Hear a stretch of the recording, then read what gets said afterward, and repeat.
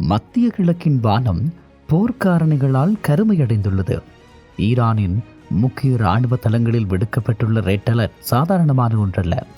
இது ஒரு தேசம் தனது முழுமையான போர்க்கோலத்தை பூண்டுள்ளதை காட்டுகிறது.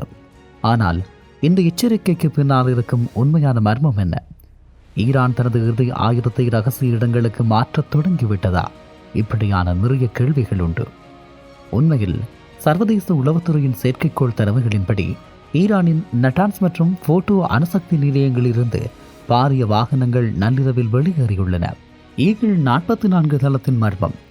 மலைகளுக்கு அடியில் நூற்றுக்கணக்கான அடிகள் ஆழத்தில் அமைந்துள்ள ஈகிள் 44 போன்ற பாதுகாக்கப்பட்ட தளங்களுக்கு இந்த வாகனங்கள் சென்றதாக தெரிகிறது.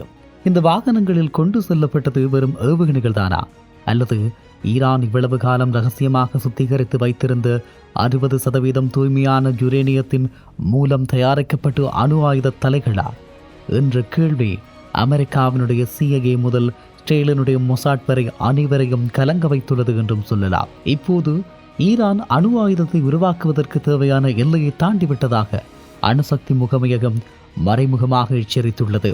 நிபுணர்களுடைய கணிப்புப்படி ஈரான் நினைத்தால் வரும் 2 வாரங்களுக்குள் ஒரு அணுகுண்டை செய்ய தேவையான எரிபொருளை தயார் செய்துவிடும் நிலையில் உள்ளது. அதே நேரம் இதனுடைய பதுக்கல் தந்திரம் என்பது ஸ்டேல் வான்வழி தாக்குதல் நடத்தினால் தனது அணு ஆயுத கட்டுமானங்கள் அழிந்துவிடக் கூடாது என்பதற்காக அவற்றை நாடு முழுவதும் உள்ள சிறிய சிறிய நிலத்தடி அரங்குகளுக்கு ஈரான் சிதறடித்து வைத்துள்ளதாக புலனாய்வு தகவல்கள் தெரிவிக்கின்றன. இப்படியான ஒரு சூழலில் எங்கள் மீது கை வைத்தால் உலகம் இதுவரை பார்த்திராத பேரழிவை சந்திக்கும். இதுதான் ஈரானுடைய தற்போதைய மறைமுக செய்தி. ஈரானின் உயர்மட்ட தலைவர் அயத்துல்லா அலி ஹமேனி கொல்லப்பட்டதை தொடர்ந்து இராணுவ தளபதிகளுடன் நடத்திய அவசர ஆலோசனையின் போது அணுசக்தி கோட்பாட்டில் மாற்றம் கொண்டு வரப்படலாம் என செய்திகள் கசிந்தன. அதாவது ஈரான் தனது தற்காப்புக்காக அணு ஆயுதத்தை ஏவ தயங்காது என்ற ரெட் லைன் இப்போது வரையப்பட்டுள்ளது. உண்மையில் ஸ்டேலினுடைய ஜெரிக்கோ தயார் நிலை தொடர்பான கேள்விகளும் இந்த சந்தர்ப்பத்தில் எழுவதுண்டு. ஈரானின் இந்த நகர்வுகளை தொடர்ந்து ஸ்டேல் தனது அணு ஆயுதம் சுமந்து செல்லும் திறன் கொண்ட ஜெரிக்கோ 3 ஏவுகணைகளை ஏவுதளங்களில் தயார் நிலையில் வைத்துள்ளதாக தகவல்கள் வெளியாகி வருகின்றன. ஒரு சிறிய தவறு நடந்தால் கூட அது முழுமையான அணுப்போராக மாறக்கூடிய அபாயம் 2026ஆம் ஆண்டின் இந்த போர் சூழலில் ஏற்பட்டுள்ளது என்றும் சொல்லலாம். ஈரான் அணு ஆயுதத்தை நகர்த்தியது என்பது வெறும் வதந்தியா அல்லது நிஜமா?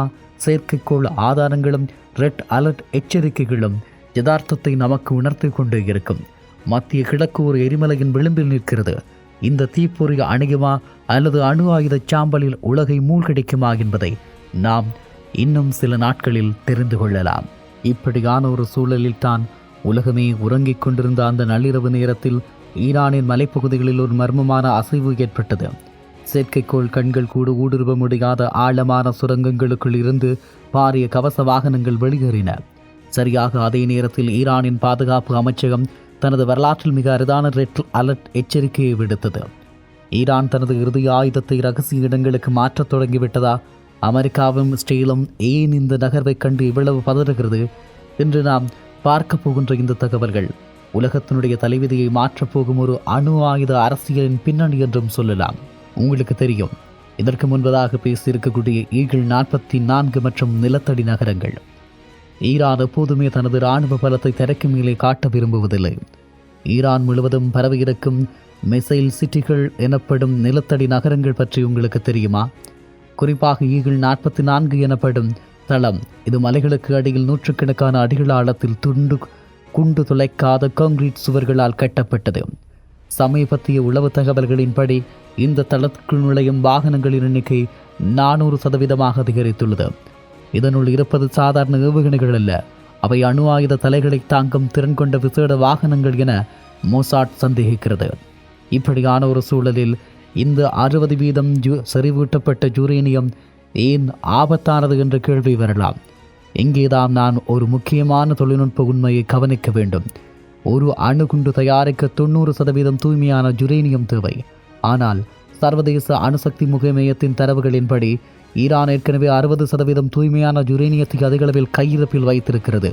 அறிவியல் ரீதியாக பார்த்தால் 60%இலிருந்து 90% எட்டுவது என்பது வெறும் சில நாட்களின் வேலைதான். ஈரான் ரெட் அலர்ட் எச்சரிக்கை என்பது அவர்கள் ஏற்கனவே அந்த தூய்மை நிலையை அடைந்து விட்டதை குறிப்பதாக சொல்லப்படுகிறது. ஈரானின் அணுசக்தி தலைவர் சமீபத்தில் கூறிய ஒரு வாசகம் உலகை அதிர வைத்தது.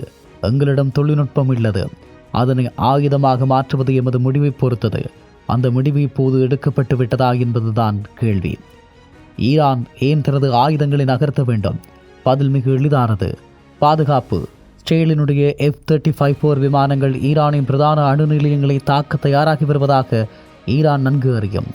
ஒருவேளை நட்டன்ஸ் போன்ற பெரிய நிலையங்கள் தாக்கப்பட்டால் தனது அணு வளங்கள் அழிந்துவிடக் கூடாது என்பதற்காக ஈரான் அவற்றின் நாடு முழுவதும் உள்ள சிறிய குகைகளுக்கும் மக்கள் நடமாட்டம் இல்லாத இரகசிய இடங்களுக்கும் பிரித்து நகர்த்தி வருகிறது. இது ஒரு தற்காப்பு நகர்வு என்று அவர்கள் சொன்னாலும் ஒரு தாக்குதலை தொடுப்பதற்கான தயார் நிலையாகவே அமெரிக்கா இதனை பார்த்து வருகிறது என்றும் சொல்லலாம். இந்த நிலையில் ஈரானின் இந்த ரெட் அலர்ட் மற்றும் ரகசிய அணு ஆயுத நகர்வு என்பது வெறும் மிரட்டல் அல்ல, இது ஒரு பாரிய யுத்தத்திற்கான முன்னோட்டம். ஒருபுறம் இஸ்ரேல் தனது ஜெரிகோ ஏவுகணைகளை தயார் செய்கிறது, மறுபுறம் ஈரான் தனது அணு ஆயுத கதவுகளை திறக்க தயாராகிறது. 2026ஆம் ஆண்டின் இந்த போர் சூழல் மனிதகுலம் இதுவரை கண்டுதார ஒரு அணுப்போருக்கு வழிவகுக்குமா, அல்லது இது ஒரு பாரிய ராஜேந்திர போரின் உச்சகட்டமா? இப்படியான ஒரு சூழலில் மிக முக்கியமான ஒரு விடயத்தை ஆராய வேண்டும். இங்கே நாம் கவனிக்க வேண்டிய ஒரு அதிர்ச்சிகரமான அரசியல் மாற்றம் ஒன்று உண்டு. ஈரானின் மறைந்த உயர்மட்ட தலைவர் அயத்துல்லா அலி கமேனி இதுவரை பத்வா, அதாவது மதக்கட்டளை ஒன்றை வைத்திருந்தார். அதாவது அணு ஆயுதங்களை தயாரிப்பது இஸ்லாத்திற்கு எதிரானது என்பதுதான். ஆனால் கடந்த சில வாரங்களாக ஈரானிய அரசு ஊடகங்களில் வெளிவரும் செய்திகள் வேறு விதமாக உள்ளது. ஈரானின் மூத்த ஆலோசகர்கள் இப்போது பகிரங்கமாகவே பேசத் தொடங்கிவிட்டார்கள். எமது நாட்டின் இறையாண்மைக்கு அச்சுறுத்தல் ஏற்பட்டால் எமது அணுசக்தி கொள்கையை மாற்றியமைக்க தயங்க மாட்டோம்.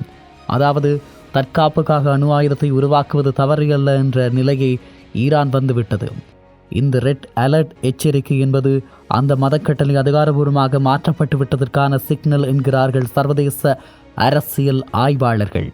இந்த நிலையில் மற்றொரு முக்கியமான புலனாய்வு தகவல், ஈரானின் இந்த திடீர் வேகத்திற்கு பின்னால் ரஷ்யாவின் உதவி இருப்பதாக சொல்லப்படுகிறது. உக்ரைன் போரில் ஈரானிய ட்ரோன்கள் ரஷ்யாவுக்கு உதவியதற்கு பிரதிபலனாக ரஷ்யா தனது அதிநவீன அணுசக்தி தொழில்நுட்பம் மற்றும் S-400 வான் பாதுகாப்பு ஏவுகணைகளை ஈரானுக்கு வழங்கியுள்ளதான தகவல்கள் கசிந்திருந்த நிலையில் அவர்கள் அதனை பயன்படுத்தியும் வருகிறார்கள்.